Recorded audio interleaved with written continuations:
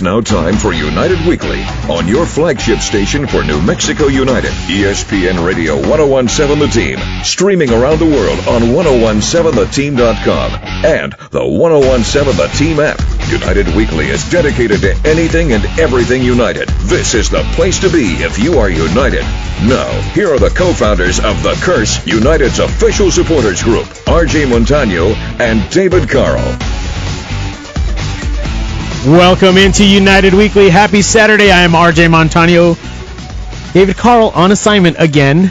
And we are joined by my man, Lucas Cash. Thank you for joining me again. Good morning, Brother Raymond. It's a beautiful day to talk United. Soccer, USL soccer, a crazy contingency-filled playoff weekend. So what a quiet week in United soccer, right? Did anything even happen? Did anything happen in soccer in general? I can't really think of anything. I mean, I can look at my phone real fast and see if I can pull up a headline or two. Obviously, very tongue-in-cheek. This week was bananas. So, holy cow. And now, I was excited to come in today and be like, it's playoff time. It's not even playoff time yet. We have like this weird third dimension that we're going to be in.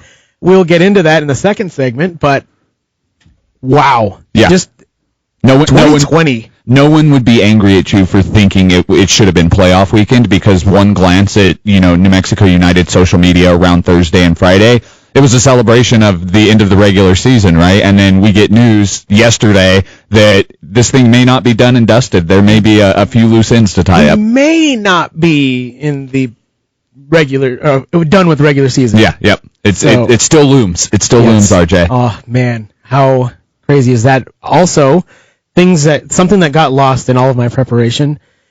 United won a match this week. Yeah, it's like I was telling you this morning as we were walking in, it was like the fifth thing on my rundown of what we needed to talk about was like, we won on Wednesday. Yeah, if that had been our last game, we put a beautiful exclamation point on the 2020 season. Yes, we did, and we'll get into that. That was a fantastic win. What an amazing lineup that was put out there. I know we were resting some of the usual starters and giving some other guys a chance, but I absolutely loved how quick, how fast, how young that team was, and they came through. Well, rejoice, United fans. We have actual depth. I don't think there's a single team out there that's like, we're not very deep, right? They'll always say we are deep, but we are actually deep. We left Bees and Tonari in Albuquerque. They didn't even travel with us and just handled the business. Unbelievable performance from all the folks, and it's again, I will never miss the opportunity to make a Hamilton reference when I can. And what you got to love about these guys is they do not throw away their shot when they get the chance, right? Definitely they get in there and they make the most of it. I think Jarice has been a great example of that this season, and what a guy, right? What a guy. Oh man, incredible. New Mexico's favorite fighting Frenchman. That's right. Alain V. Absolutely. What a great opportunity. What sucks in the 2020 season is you had this condensed season. You had the 16 games, so you really couldn't show off your depth except for maybe substitutions. In a regular season, you're starting kind of that lineup a couple times. You have some games where you're able to start that lineup, rest your usual starters. The Open Cup run, you're able to see your depth being showcased, but because of the 2020 season, we had to stick with our main guys, our main guns, and we really lost that opportunity to see these other young guys perform. Well, that, and I mean, you look at it, and this weekend is the perfect demonstration of the point you're making right there, that every single point matters, and we're going to see that come to a head this weekend, and that speaks to your point. You have to go with what you feel is your best 11 every time. You can't really factor in rotation. You can't really factor in rest. It's simultaneously a marathon and a sprint, and hats off to Troy Lesane for just an unbelievable navigation of some of the choppiest waters I think we've ever seen in professional sports. And the other piece of that, RJ, is we didn't get to celebrate these guys in the way New Mexico United likes to celebrate their players, right? The Black and Yellow Army was ready to wrap these guys in Somos Unidos love, right? We could not wait to cheer them on. And it's sort of heartbreaking to think about it, but people like Jarice, Kalen, Amando, all the new guys that came in, they haven't ever got to experience that. They got a taste of it in Colorado Springs. Well, you take 1,000 people up there. That's not nothing, but to get that 15,000 person game, to be celebrated by the entire state like that, they really got robbed of that. They did, and to reference the amazing film Spinal Tap, At Colorado Springs, we were able to turn it up to 10, right? But in the lab, it goes to 11. And it's just a different feel. And yeah, it was great to experience a degree of that in Colorado Springs and a degree of that in the drive-ins, which we'll talk about in a second. But you really just can't beat 15,000 revved up, ready to go New Mexicans. You can. And there's more than that all across the state, all across the country. Across that's the world, just in stadium, really cool. Yeah. What's great about this is those 15,000 fans that are usually in the stadium, they're itching for something to do. Yep. They're itching for a way to support. And you mentioned this a little bit, the drive-ins this week were a way fans were able to kind of come together safely and celebrate the team. It's unreal, and just hats off to really the entire New Mexico United front office. We made the decision about 6 or 7 days before the drive-through to have the drive-in to have the drive-in. And so we had so much to get figured out: ticketing, promotion of this stuff. How are we going to interface with the actual venue itself? What other aspects are we going to have that's a part of it? Our production team put together an incredible 30-minute pregame show that took care of some of our sponsors and highlighted some of the videos that we've been putting out lately. We were able to get that game up there. We were able to sell 252 tickets to the event in Albuquerque, which is just unreal for a Wednesday night at 7:30. When people have online schooling to worry about, when they have their jobs to worry about. But every single person that I've heard from or I've seen their posts on social media, they said it was like we got to keep the tailgate going into the match. So if we could take that lot to the south of Isotopes Park and bring it into the actual venue while the game is being played, that's a pretty good summary of what the drive-ins were like. I couldn't agree more. So we went up to, and there was a huge contingent, went up to Santa Fe to the Motorama. Beautiful venue. And another incredible one. Is a little different. The spaces were a lot larger than they were down here in Albuquerque. So we were able to kind of get out of our cars, set up some chairs. I put my girls in a little tent so they could watch the game, and they loved it. And it was nicely spaced out. I was safe the entire time. I felt very safe. And to get the chance to continue tailgating while watching the match, that was very unique. So 2 points there, right? You are always sort of our canary in the coal mine when we're assessing how safe we're being, right? You are you're an incredibly cautious person, and you always sound the alarm. Like I don't know that this one's exactly safe, and so to hear you say that it's safe, I mean that's a ringing endorsement for the efforts that were made as a part of this. The other part that I want to mention in relation to Motorama is I heard a beautiful story, and it just reminded me so much of the moments of 2019 that if you go over to that tailgate, it's such a familial setting, right? It's so much like come to my table or come to my grilling area or here's a drink for you. My mom was just flabbergasted by the Cinco de Mayo tailgate because she was walking around constantly getting offered food, adult beverages.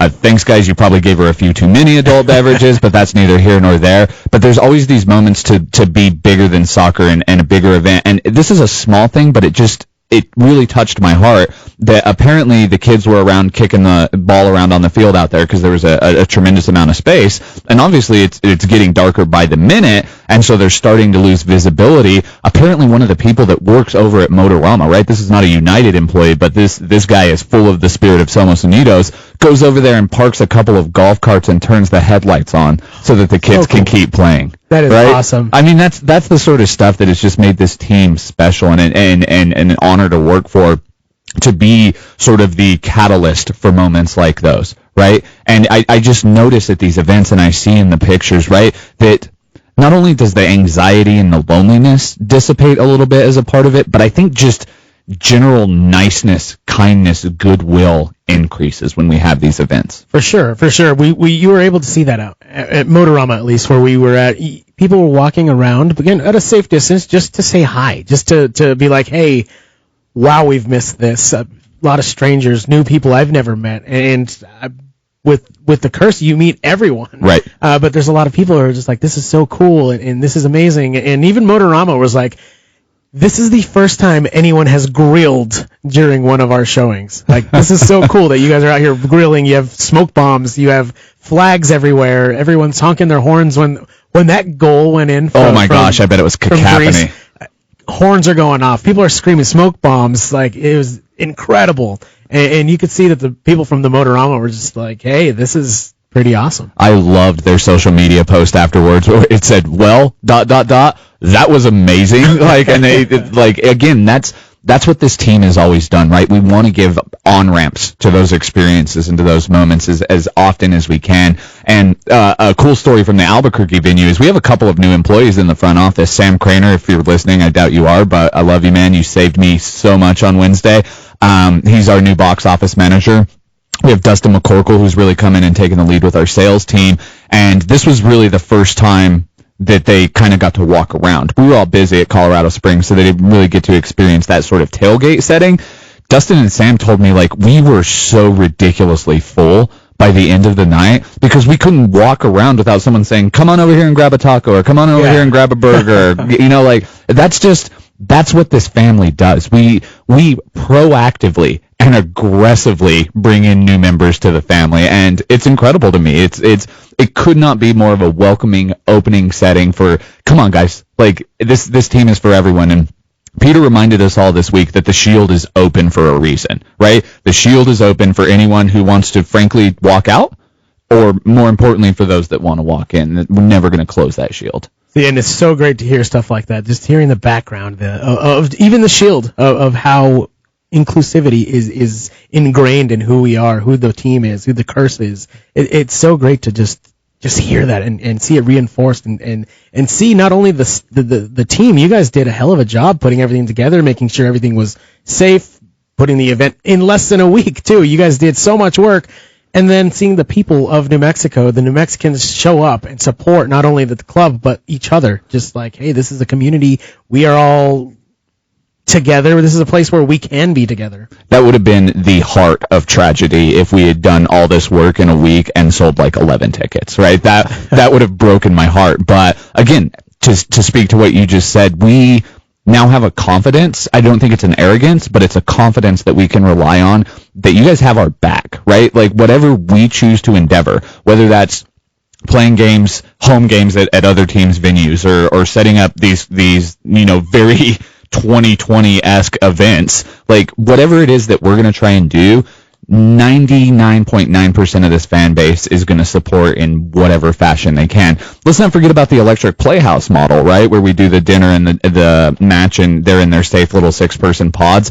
Those sold out like crazy when we had those, and it's been humbling, and it's been just an incredible moment for gratitude to look at, when I'm working on something and I'm working hard and I'm stressed and saying, is this going to work? Am I doing what I should be doing here? My balancing point, my reset point, my grounding point is think about all these people, right? And the thing about it is it's not just this vague blob of people, right? I know these individuals. I know Tina and Kaylin and Billy and Jeremy and all these different people who just mean so much to me personally. And that becomes my motivating force. Do this for them. Yeah, and sure enough, we all feel it. We all know it. We all see it. So that was another really great event for New Mexico United, another creative way to bring people together safely, and another really good, heartwarming story. And then we won. We'll get into that as well. It's beautiful. We got a win out of this. Across the USL, there was a lot of ugliness going on, especially here in the West, but it turned into, I think, something great. And it's something that we could get into later if you want, or now, but the situation in Phoenix. Well, let's kind of set the stage, right? And then we can really delve down into it. And you know what? If the Phoenix situation had been the only situation that happened this week, it would have been an awful week. Yeah. But other stuff happening on top of that, whether that's Oklahoma City's captain, sending these obscene gestures into the crowd after their loss to Tulsa, that was awful. I think some video showing that another player went into the stands. And again, there's a lot of rumors surrounding why he did that, and that's the problem with rumors, right? Because there's 3 sides to every story: yours, mine, and what really happened, and we can never really figure out what really happened there. And then the Phoenix and San Diego situation happens, and I just want to point out, okay, San Diego on the cusp of a playoff spot in their inaugural season. I invite you to go back to October of 2019 when we were a first-year team and we were fighting for our playoff spot and how much that meant to our community, right? It was important. It mattered. We had hats made for it, for God's sake. So it's a big deal. It's a big signal for a first-year club to go into the playoffs. And they got this matchup against Phoenix. And I think as much as we despise Phoenix, I think if we were being honest with ourselves, we would have to say that's a tough matchup. That's a tough team to play. Well, San Diego comes out, and they are playing some inspired ball RJ, and they are putting a hurt on Phoenix. And at the end of the first half, they are up 3-1 against allegedly the greatest franchise in the USL Western Conference. And then something horrendous happens, right? Then a situation happens where there's a lot of confusion when you're watching the broadcast, and you can certainly go back and check out a lot of different video on this. But essentially a Phoenix player, let's say the San Diego player goes over to the sideline to the fourth referee, to his coach, and indicates that a Phoenix player has used a homophobic slur against him. And there's a lot of discussion around it. That player, who happens to be openly gay, is shown a red card because in the midst of all of the confusion, the referee, I think, thought that Colin Martin was calling him, the referee, gay, which he was not. He was trying to indicate this individual used a slur against me. Then there's this meeting of the minds in the middle where it's Landon Donovan who stormed out onto the field. He's still fuming from what happened last week to his team, where a racist slur was used against one of his players. And he gets out there and he tries to have a conversation with the Phoenix coach, and the Phoenix coach did not give a good account of himself in that meeting. Very poor. I mean, Rick Shantz,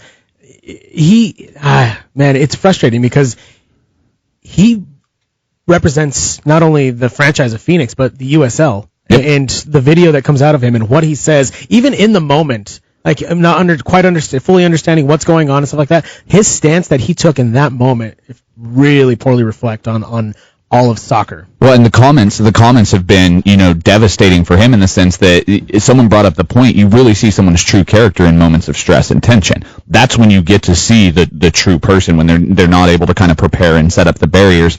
And so he comes out there and he basically tells Landon Donovan not to make a scene.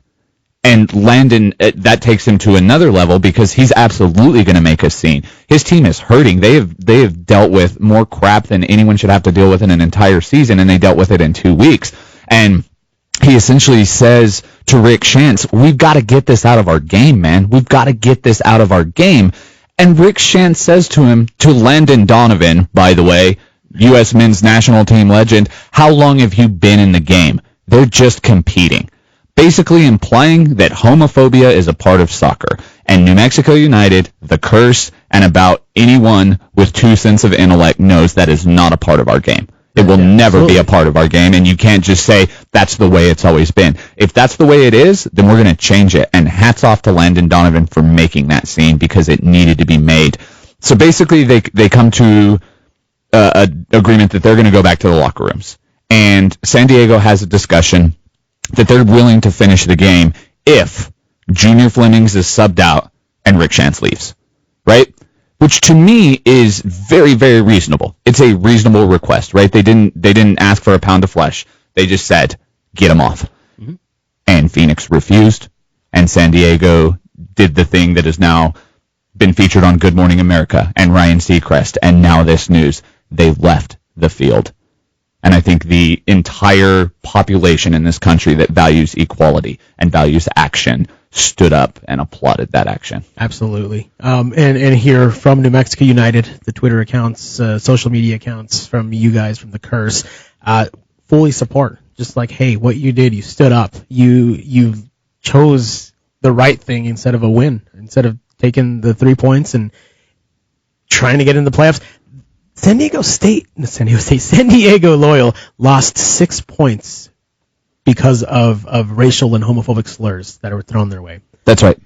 And it's a travesty that they had to be the ones that policed that. Where's the league? Where are the individuals that should actually be policing that? I do want to get into that with the league and talk to you about that. I know I will be able to speak a little more of my mind than you'll be able to, but I do want to get into that. We have to take a break, though, real quick. On the other side, we're going to get our old friend David Carl on the line. We're going to talk about the actual match this week. Excellent. So we'll lighten the mood just a little bit. We'll talk about the match. We'll talk about the win. We'll talk about what the heck's going on with this playoffs regular season. Are we in the regular season still? Are we in the playoff season still?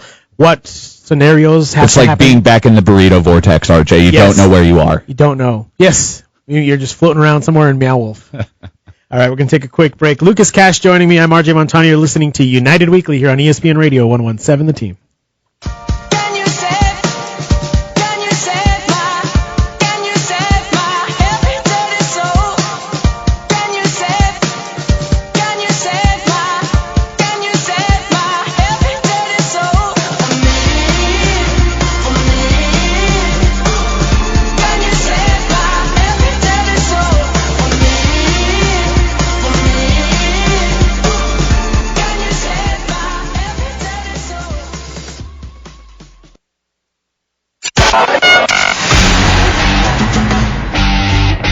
Now, back to United Weekly on your flagship station for New Mexico United, ESPN Radio 1017 The Team. You can call the guys at 994-1017. That's 505-994-1017. Once again, here are the co-founders of The Curse, United's official supporters group, RJ Montaño and David Carl.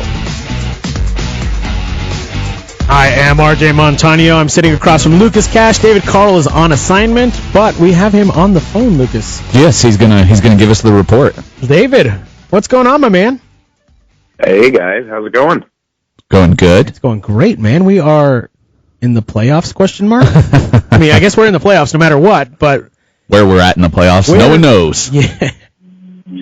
Yeah, I mean, we're in. I mean, that's the most important thing, right? We are a playoff team clinched in 4 weeks before the end of the regular season, which is certainly better than clinching it on the final day with a little bit of help from Colorado Springs. But we're in, and now we just got to figure out, is it going to be the 1 seed out of Group C? Is it going to be the 2 seed out of Group C? And just like last year, Colorado Springs may actually have a little bit to say about that. Yeah, deja vu all over again. Colorado Springs has a big part of how and where we go.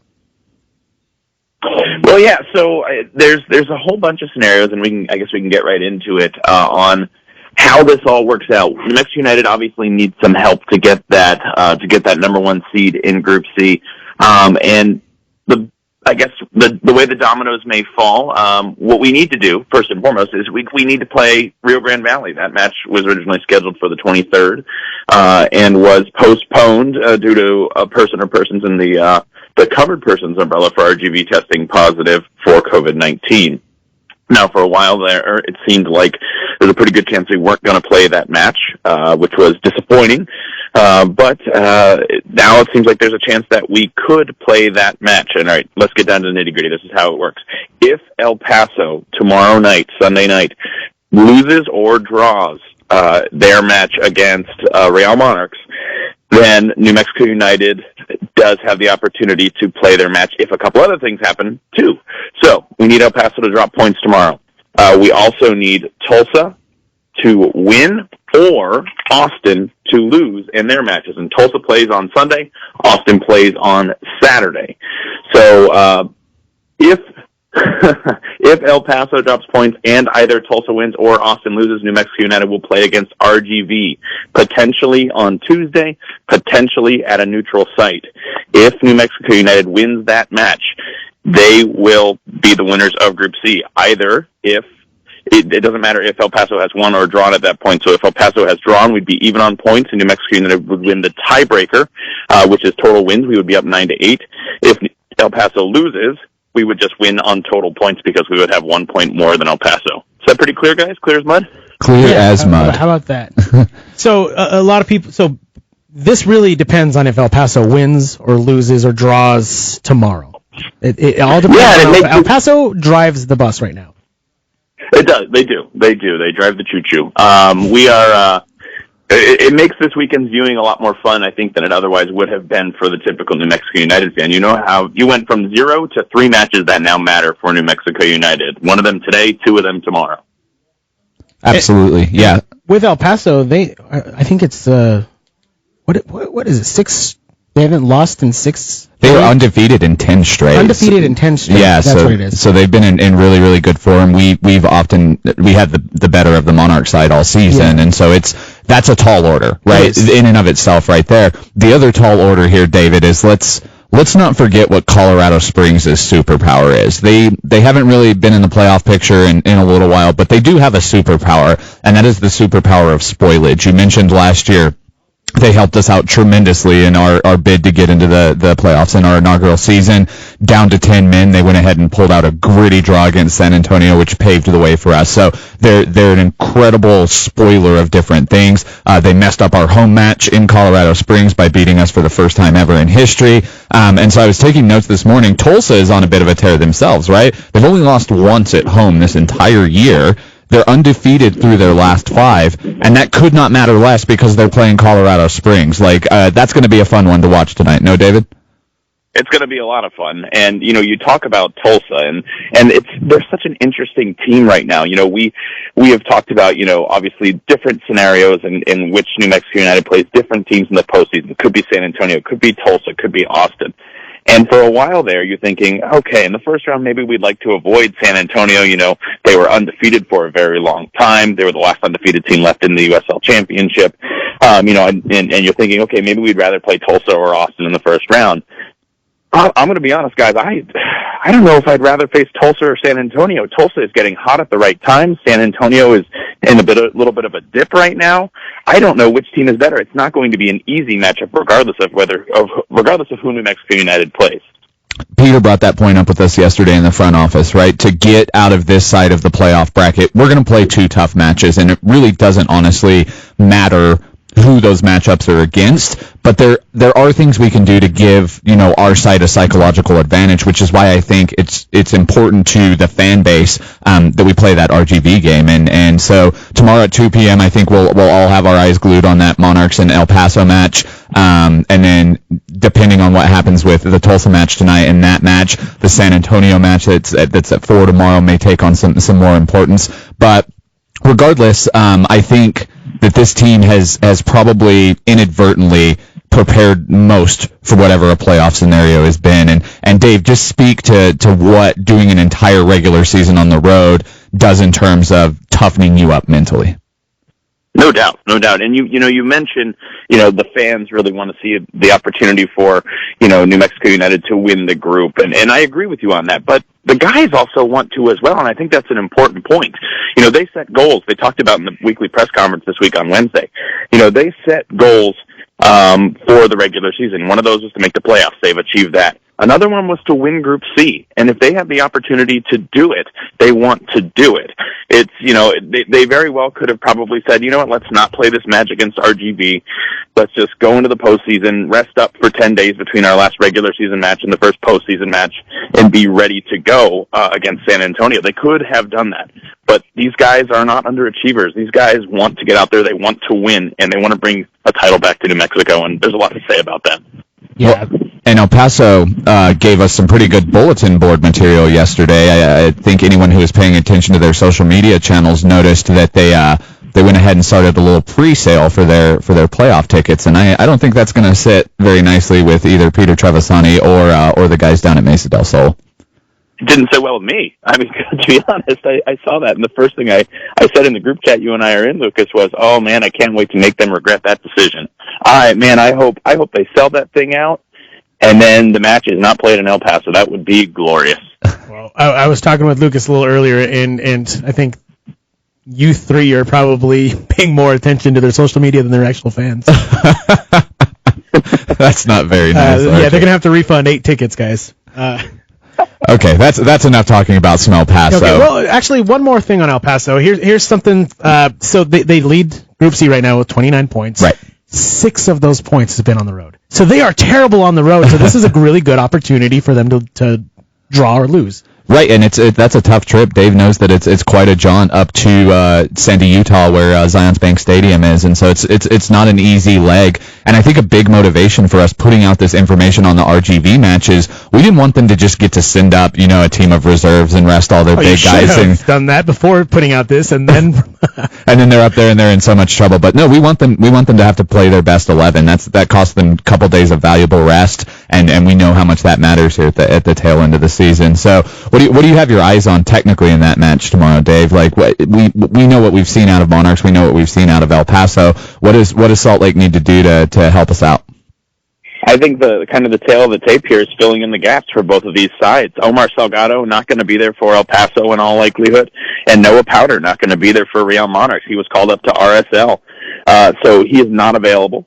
Neither one of those players are available, and those are pretty much their 2 best chance creators. So who's going to be able to fill in those gaps?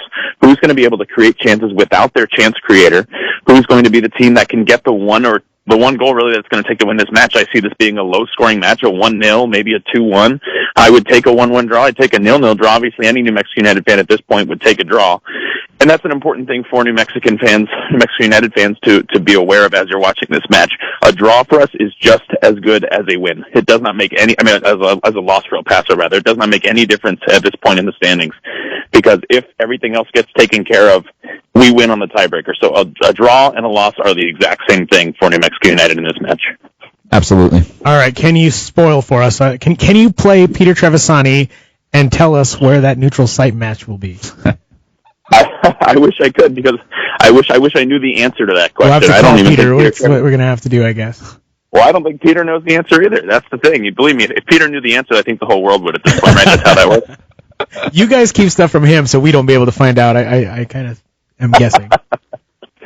All right, David, a lot happening in soccer this week. Lucas and I are going to get into this in the next segment, but the craziness happened down in Phoenix this week.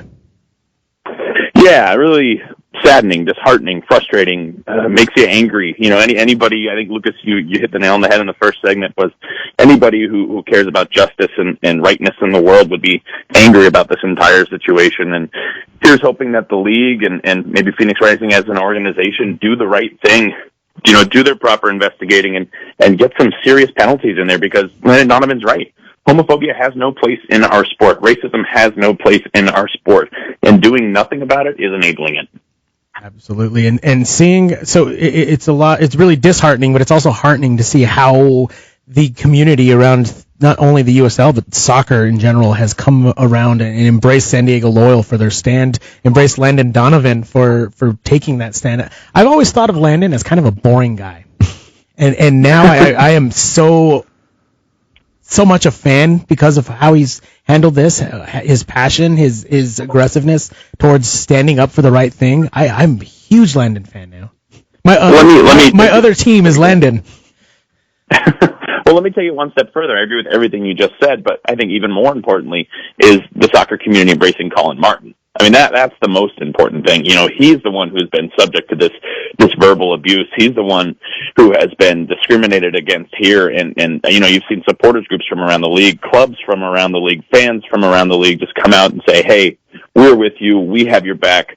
We know this is not okay, and we're going to do something about it. We're going to make our voices heard, and that's important. And Martin put out a statement this week, and it was just total class.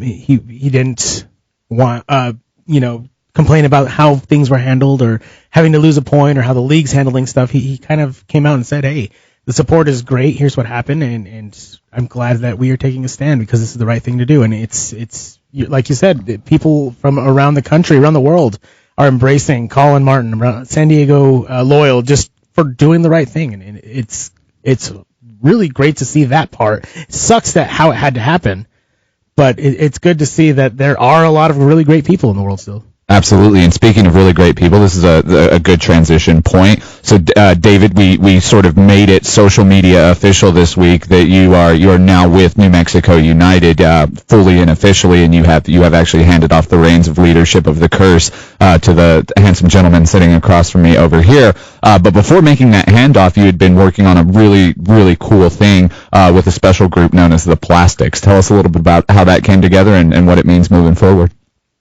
Oh, it's great. I'm glad we're going to talk about this. The Plastics are a wonderful group, a supporters group without necessarily a team. They're based around the country, and they are a supporters group that advocates for and speaks for the LGBTQIA plus community across the United States. Supporters who often don't have a voice, supporters who are often overlooked or discounted or treated as less than. And the Curse is the first USL Championship supporters group to be recognized as an affiliate of the Plastics. And that's amazing and something I'm really proud of, and I just can't wait to see kind of how that relationship will blossom and bloom. And the most important thing across soccer and here in New Mexico is that our community, whether you're LGBTQIA plus, whether you are any sort of discounted or marginalized person or any person, period, you have a place with New Mexico United. You have a place with the Curse. And it's really that plain and simple. I mean, we are, what the phrase we like to use with the Curse is, we are tolerant of everything but intolerance. You are welcome here if you love New Mexico, if you love the sport, if you love your fellow human, and if you hate. Absolutely, and they were an unbelievable voice during this Colin Martin situation, both voicing their support for him and their condemnation of the actions of Phoenix and their head coach and Junior Flemings. And I think one of the things you see in their threads, which really warms my heart, and it really paints a beautiful picture of the future, is so many individuals saying, I've never been into sports. I've always felt excluded by sport. I've never been into soccer specifically. But now, because I see what these organizations are standing for and the action that they're taking, you've gained another fan in me. And that's how you grow the game in a real, organic, meaningful way. Totally agree. Couldn't agree more. And again, that's what United has been about from the beginning. That's what the Curse have been about from the beginning. And the ideals are so well aligned with this wonderful organization. It just, the partnership, the relationship just makes sense. And again, I can't wait to see what's going to come out of that relationship. Yeah, it's going to be fantastic. I can't wait to see how the Curse and the Plastics build this relationship. It's so great to be able to have that welcoming, like, you can sit with us. You're safe here. You're welcome here. We want you to be part of our community. And sorry, go ahead, RJ. And that's what we've, since our beginning, since the inception of the Curse, have been about. Right. And again, not to get lost in the shuffle, all this is very important, but congratulations to you, RJ, on taking over the reins of the Curse, the new president of the Curse. Very proud of you, my friend. And to New Mexico United, who says that we don't make mid-season acquisitions? Here I am. All right, David. Hey, thank you so much. You have yourself a great time wherever you are. Looking forward to having you back home, though. Hey, thanks, man. Talk to you guys soon. All right, let's take a quick break. Lucas, we got a couple minutes on the other side to break down as much as we can. You're listening to United Weekly here on ESPN Radio 101.7 The Team.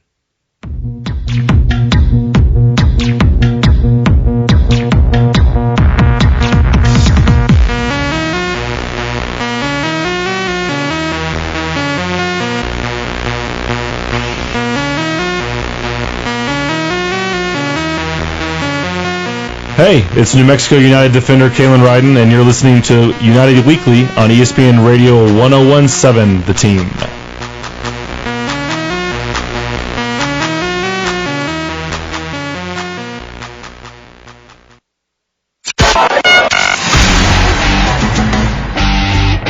Now, back to United Weekly on your flagship station for New Mexico United, ESPN Radio 101.7 The Team. You can call the guys at 994-1017. That's 505-994-1017. Once again, here are the co-founders of the Curse, United's official supporters group, RJ Montaño and David Carl. RJ Montaño and Lucas Cash. That's right. Where's my liner, Kelly Watson? We're gonna get it. I know that Kelly voices all these. And I know. She couldn't. I'm just kidding, Kelly. I'm kidding.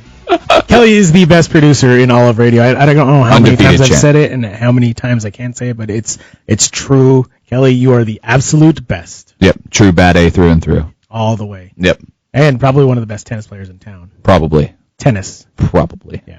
I don't want any of that. I would love to see you two go at, on the court. There are easier ways to feel bad about myself, RJ. I can just go look in a mirror. Oh, come on. All right, so there's a lot to happen this weekend with New Mexico United, with USL.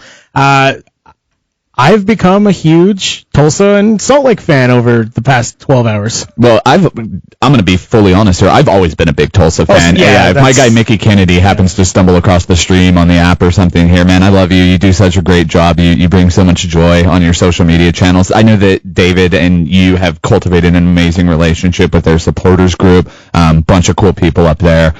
So yeah, I mean, I didn't need another reason to root for Tulsa, but I'm just glad I get to with a full fervor and passion, because I don't have a United game this weekend. Yeah, so we're definitely going to be eating some hot dogs in honor of Tulsa. And that's such a great call. Eat your hot dogs, people. Eat your hot dogs. Yep. Yeah. Show some support. Don't listen to this show for health advice, by the way.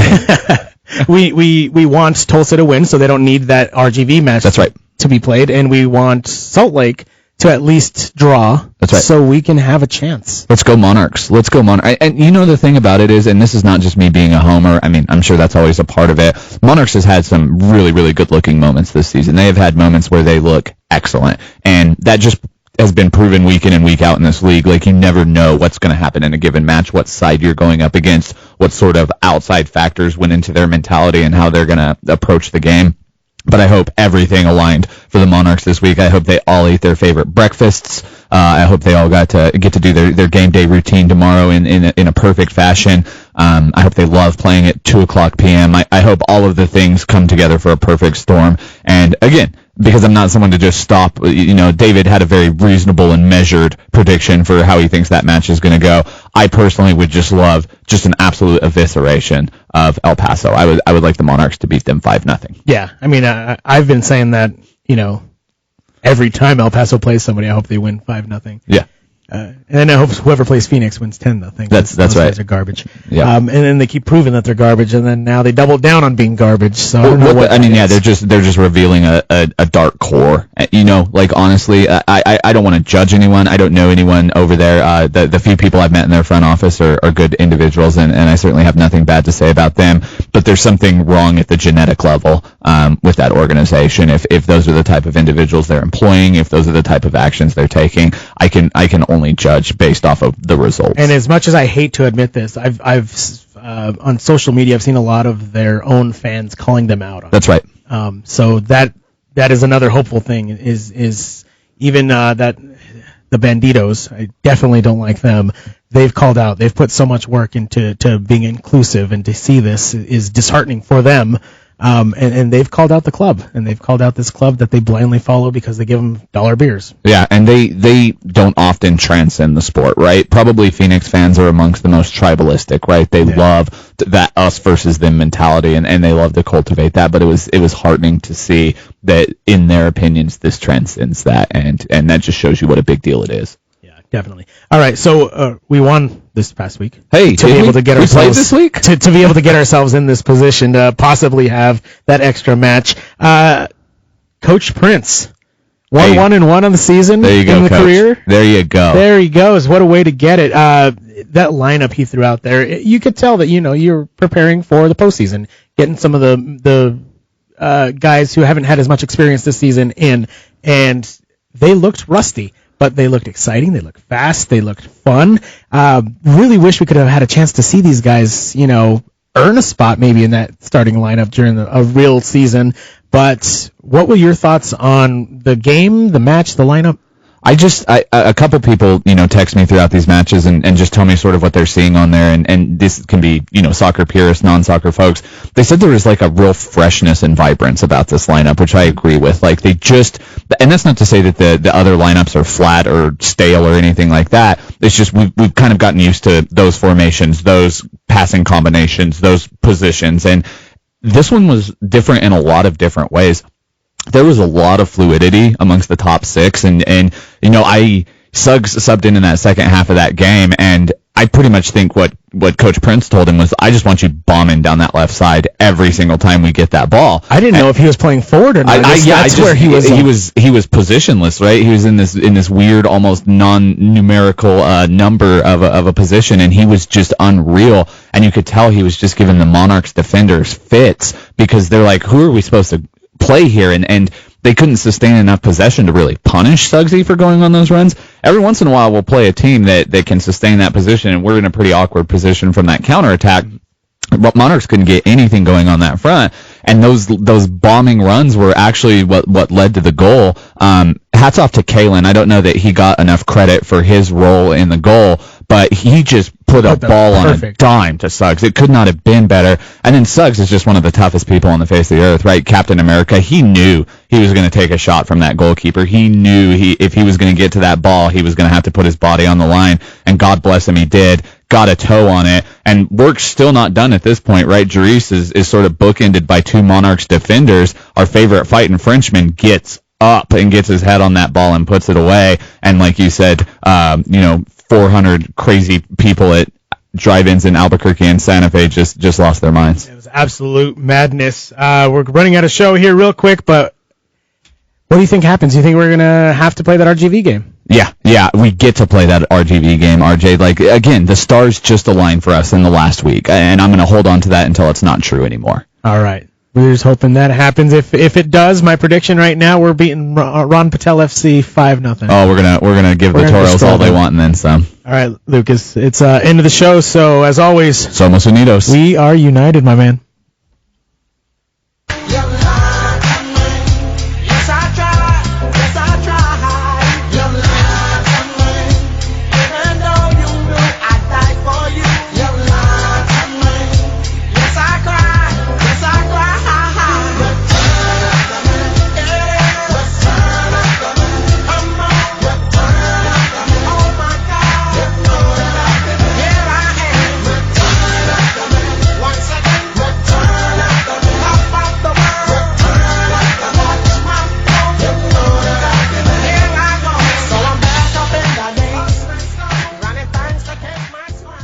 KQTM FM, Rio Rancho, Albuquerque. This is ESPN Radio 101.7 The Team, your home for New Mexico United Soccer.